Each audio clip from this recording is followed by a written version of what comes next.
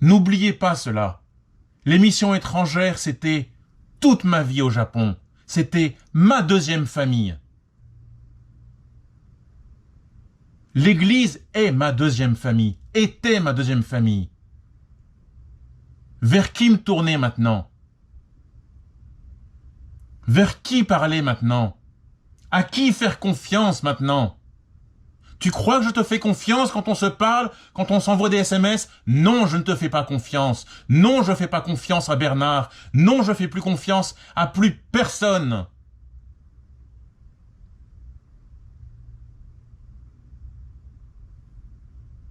Et arrêtez de dire que nous sommes amis.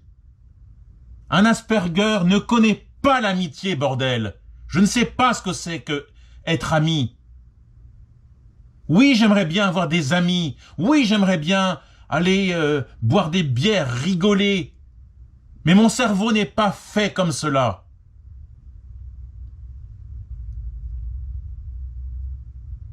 Chez les MEP, arrêtez de me faire dire « Nous sommes amis. Vous voulez la vérité? Eh ben moi je vous la dis la vérité. » Oui, je suis arrivé le 13 juin 2003 au Japon. Je connaissais rien du Japon. 2 mois après, mon cousin, Pascal, se tue dans un accident de voiture. Je l'aimais beaucoup parce que il était différent des autres. Mais je m'étais juré, oui je m'en fous si le mot juré n'est pas acceptable dans la religion catholique, ne pas retourner en France la première année, ma première année, durant mon séjour au Japon. Même s'il y a un drame, il ne faut pas rentrer en France. C'est ce que je m'étais juré dans ma tête. Tim, allez, courage, tu quittes ta famille. C'est pour ton bien, tu as fui le mal. Et c'est moi qui ai décidé de partir. Donc je devais garder mon engagement, respecter mon engagement. Bernard Anquetil, un cuisinier, un bon gars. C'est lui qui m'a indiqué le chemin des messes à la chapelle des Sacré-Cœurs, à Hiro. C'est lui qui m'a dit « Va voir, j'ai un ami qui s'appelle Fix, va le voir. » Je suis allé le voir. Je suis allé te voir. Et c'est comme ça que nous nous sommes rencontrés. Je suis allé, alors, dès ces premiers instants, j'ai assisté aux messes. Puis, rappelle-toi, tu m'as reçu, tu m'as écouté, tu as fait ton maximum. Et je ne pourrai jamais oublier tout ce que tu as fait, le bon travail d'homme, d'humain, de prêtre que tu as fait pour la personne perdue que j'étais. Puis un jour, tout s'est fait dans la foulée, c'était le jour de l'équinoxe. C'est-à-dire, c'était le 21 ou 23 septembre 2003. Tu m'as proposé, Timothée, avec quelques amis, quelques paroissiens, nous allons gravir le mont Fuji. Veux-tu te joindre à nous? Et là, je me suis dit, ah, mais c'est magnifique. Pour moi, c'était comme aller rejoindre au plus près des cieux mon cousin mort. Donc, j'ai accepté ton offre et je t'en remercie. Et ça, je ne l'oublierai jamais. On a gravi ensemble, nous sommes partis depuis le Gogomé, c'est-à-dire à peu près à 2500 mètres d'altitude. Nous étions une dizaine de Français, des expatriés. Il y avait toi, il y avait un volontaire, MEP, et puis moi. connaissais pas encore Kyoko, je connaissais rien du Japon. J'étais vraiment bien perdu, mais c'est comme ça. C'est ça la vie d'un missionnaire. C'est ça la vie d'un homme qui part à la découverte d'un pays. Et donc, nous avons commencé à gravir le volcan, le mont Fuji, vers 23 heures. Et nous avons atteint, après grande difficulté, on a pu gravir et atteindre à 5h15 du matin, on a atteint le sommet du toit du Japon. 3676 mètres ou 3766 mètres, quelque chose comme ça. C'était formidable. Et là, le soleil se lève.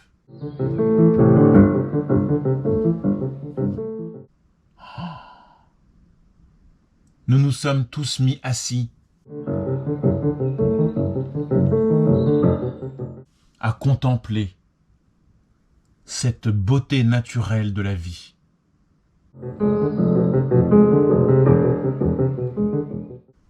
Certes, nous étions en septembre, c'est l'été au Japon, il faisait extrêmement chaud et humide à Tokyo, un peu moins chaud dans la vallée, et il faisait très froid tout en haut.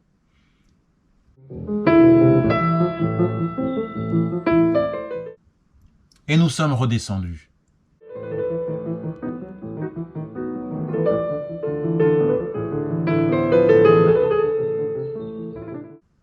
C'était une journée, c'était un week-end formidable.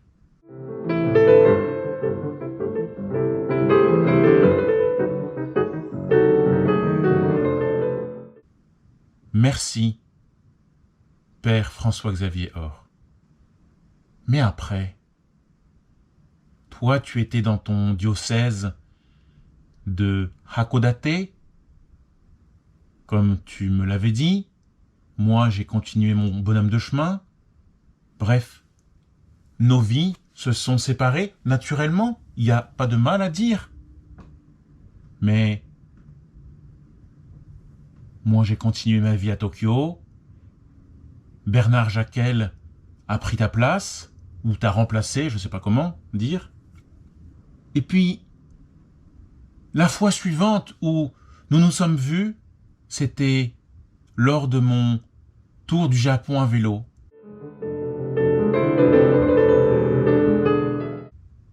C'était le 29 novembre 2021 à la cathédrale de Sapporo.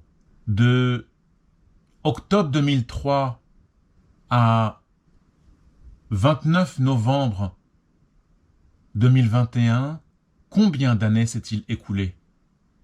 On va compter ensemble? Très bien. C'est très simple.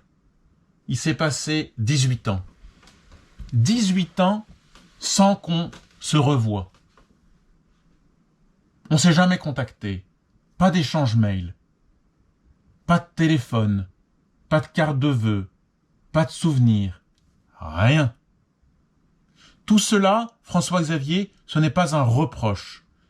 Ce ne sont pas des critiques. C'est pour expliquer la vérité à ceux qui nous regardent et qui nous écoutent. Et je veux que cela cesse. Que les gens pensent que nous sommes des amis depuis toujours. Non! Tu étais ami de Père Émeric de Salvaire. Tu étais ami de Père Philippe Rittershaus. Cela a complètement bouleversé ta vie. Tu en es tombé malade, ton AVC, ta santé. Je ne fais pas partie de ce genre d'amis où on s'est vu un mois en 2003, on s'est pas vu pendant 18 ans, et ensuite on passe un excellent dîner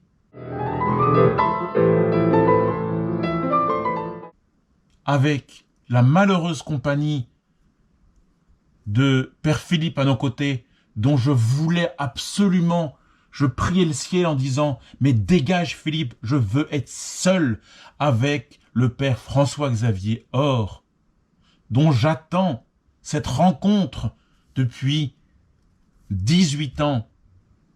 Depuis tant d'années, j'attendais cette rencontre de te retrouver par douleur, par chagrin, par tristesse.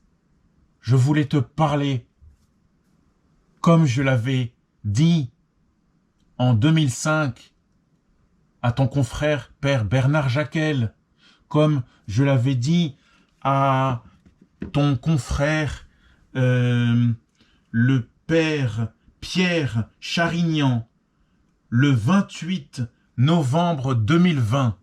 J'avais besoin de lui parler de tous ces viols dont j'ai subi lorsque j'étais adolescent.